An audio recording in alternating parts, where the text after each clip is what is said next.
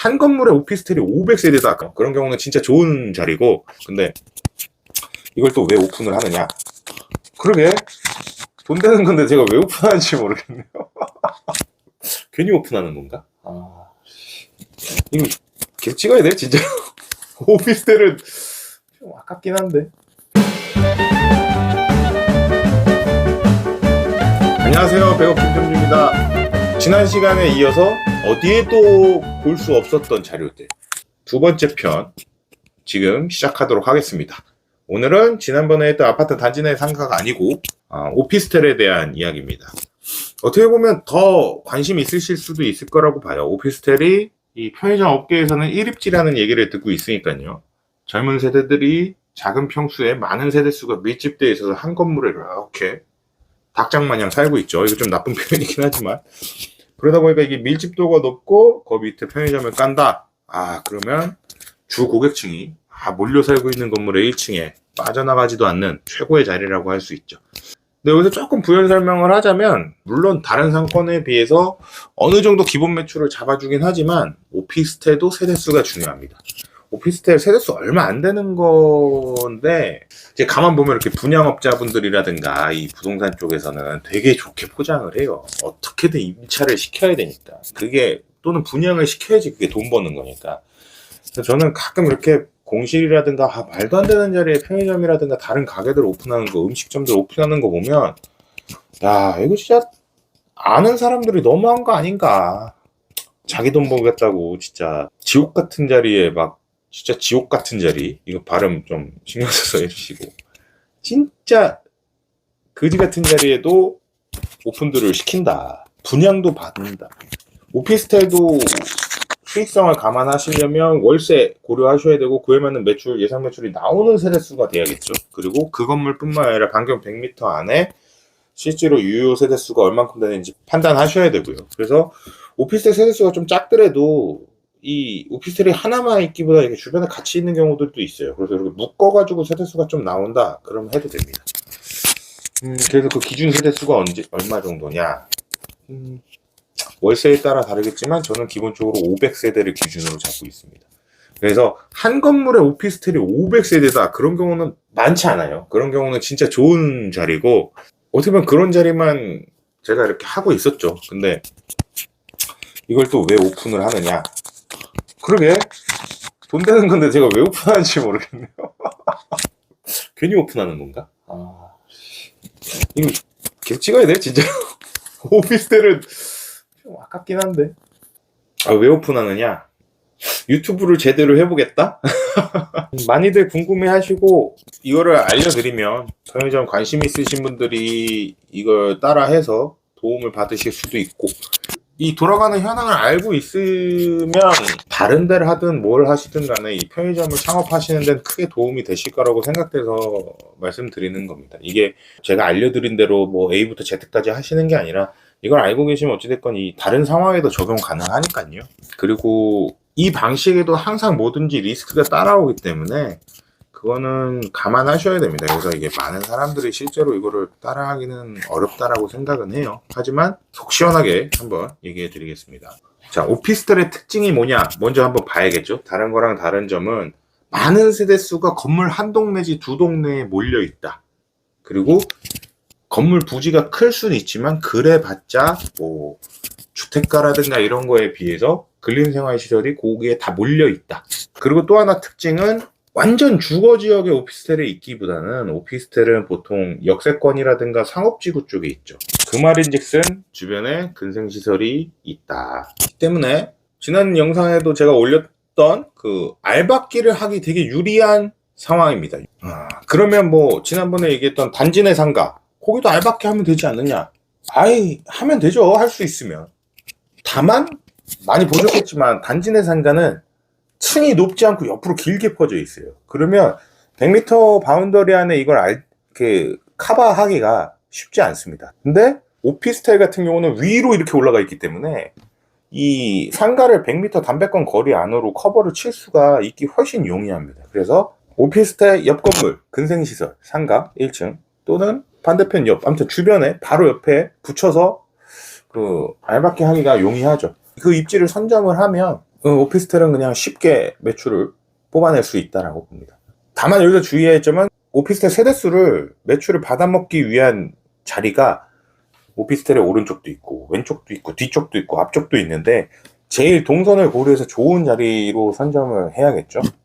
게다가 상업지구 쪽에 오피스텔이 있다 보니까 주변에 경쟁점, 편의점도 한번 고려는 하시긴 하셔야 됩니다. 아무래도 구상권은 좋은 자리에 편의점들이 이미 다 들어가 있기 때문에 딱 들어맞는 오피스텔을 찾기가 어려우실 거예요. 그리고 아까 말한 기준이 제가 냈던 500세대라는 그 규모가 나오는 오피스텔이면 부지가 그래도 알받게 하기 쉽지 않을 정도로 좀 넓습니다. 그리고 한 동이 아니라 뭐 두세 동에 퍼져서 세대수가 있다. 그러면 그것도 동선이라든가 제일 좋은 입지, 자리를 찾아서 들어가는 게 중요하다고 봅니다.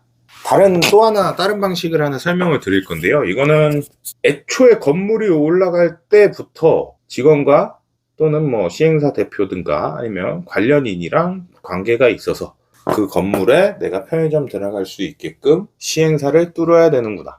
이렇게 생각하시면 됩니다. 실제로 이 업계에서도 많은 이런 사례가 있었어요. 편의점 쪽에서 이 전문적으로 하시는 분들이 이 시행사들과 컨택을 해서 지정상가를 뽑고 그 자리에 편의점을 맞추면서 수익을 뽑아내는 이런 작업들을 많이 했어요. 그분들은 물론 조금 케이스는 다릅니다. 뭐 편의점을 운영을 해서 수익을 내시는 분들이 아니니까 지정상가로 만들고 분양을 치고 전매를 해서 수익을 남기고 편의점을 오픈을 해서 편의점을 본사에 권리 매각하면서 돈을 받는, 쉽게 말해서 편의점 오픈할 때 일시지원금 챙기고 편의점을 또 매각할 때 권리금까지 챙기는 이런 구조로 해서 운영 수익, 외적인 수익을 버는 사람들이거든요, 그분들은. 근데 그분들도 시행사와 컨택해서 사전에 계획을 그렇게 해서 들어간다.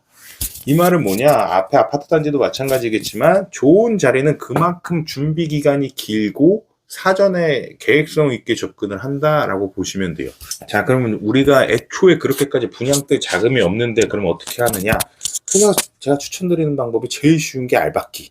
자, 그럼 알박기에 대한 리스크는 이전 영상 여기 올려드릴 테니까 들어가서 보시고요. 그 리스크를 감안하셔야 되고, 그래도 시행사와의 컨택은 해볼만 하다. 저도 아무것도 없는 상황에서 시행사를 컨택해서 작업을 하긴 했었으니까요, 과거 사례에. 그러면 분양을 안 받는데 시행사 컨택해서 어떻게 이거를 하느냐? 이분들의 니즈는 상가를 분양하는 거거든요. 근데 상가를 제가 분양시킬 수는 없지만 상가를 분양시키기 용이하게 편의점을 맞춰드릴 수는 있다. 이 포인트로 접근을 해서 같이 협업을 해야 되는 겁니다. 이 시행사가 마음대로 분양하고 마음대로 편의점을 오픈할 수 있는 그런 상황이라면 이게 쉽지는 않겠지만, 아까 말했다시피 상권 자체가 상업지구에 있기 때문에 주변에 분명 편의점들이 있고 담배권 있는 가게들이 있습니다. 그러다 보면 요 오피스텔에 편의점을 맞추는 게 쉽지 않은 케이스들이 있거든요. 그 문제를 해결을 해주면서 내가 그 자리에 들어간다라는 콜라보레이션, 시행사와의 협업이 돼야 된다. 이게 좋게 말하면 협업, 나쁘게 말하면 로비 있지 않나. 저는 그냥 좋게 협업이라고 생각합니다. 서로의 니즈가 있고 그거를 윈윈하는 관계라고 생각을 해요. 물론 그거에 있어서 제가 아닌 다른 사람이 이렇게 할 수 있죠. 그렇기 때문에 이것도 먼저 하는 게 중요해요. 먼저 시행사를 컨택을 해야 되는 거고, 그리고 먼저 이 상황을 보고 핸들링을 하는 데 있어서 키맨이 누구고 뭐가 가장 포인트인지를 잡아내셔야 됩니다. 일단 시행사가 키맨인 건 맞아요. 네. 분양이든 임차든 시행사가 주관해서 하니까요. 시행사가 대행사, 분양 대행사를 맡기든 임대차 대행사를 맡기든 하니까 일단 키맨은 시행사고, 또 하나는 이 상황에 따라서 어디를 작업을 해야 경제성 있게 내가 요 안에 편의점을 차릴 수 있는지, 네, 요게 포인트인 것 같습니다. 쉽게 말해서 여기 뭐 구멍가게가 하나 있는데 이걸 정리하면 여기 담배권이 나올 수 있는 컨디션을 만들 수 있다. 그러면 먼저 발빠르게 작업을 해서 편의점을 맞추려고 해야겠죠. 또 이런 거 물어보시겠죠. 뭐 그게 안 되면 어떻게? 안 되면 이 가게 정리하면 되죠. 뭐 폐업을 하든 본사에 넘기고 나오든 방법은 다 있습니다. 그냥 이게 뭐 안 됐다, 망했다, 실패했다, 이렇게 끝나는 게 아니고 수습을 하든 대응을 하는 그 방식을 찾으면 방법은 다 있다고 봐요. 그 포기하는 순간 뭐 나가리지 않나. 어찌됐건 담배권은 돈이 되는 거거든요. 내가 아니더라도 이 필요로 하는 사람이 있는 게 담배권이기 때문에, 그리고 이 반경 100m라는 걸 딱 지켜주는 거기 때문에 어찌됐건 피해보지는 않을 겁니다.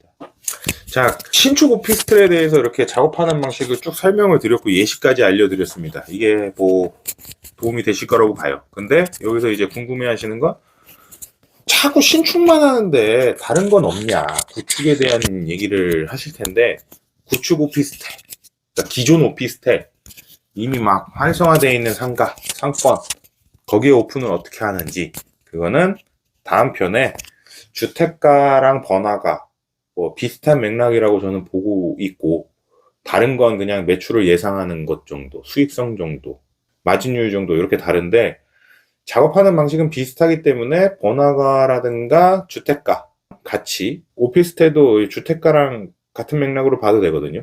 구상권은 작업을 어떻게 하는지, 어떻게 오픈을 하는지, 어떻게 돈 되는 편의점 오픈하는지는 다음 편 영상에서 다시 한번 이야기해 보도록 하겠습니다. 그러면 다음 편 기대해 주시고, 도움이 조금이라도 되셨으면 좋아요, 구독 부탁드리겠습니다. 이렇게 혼자 열심히 떠들면서 유튜브 찍고 있는데, 이 구독자 올라가고 댓글 달아주시고 이게 많은 힘이 되고 있습니다. 어떻게 보면 동기부여가 크게 되고 있어요. 이게 제가 메인으로 하는 일은 아니지만, 그럼에도 불구하고 그 구독자 한 명 한 명 늘어날 때마다 너무 재밌더라고요. 그러니까 좀 더 세세하게 뭐 궁금하신 거나 아니면 뭐 여러 가지 뭐 반박 의견이라든가 아무거나 상관없으니까 댓글도 많이 달아주시고, 좀 디테일하게 궁금하시다 하면은 메일로 좀 길게 상황 설명해서 보내주시면 최대한 다 답변 드리고 있으니까요.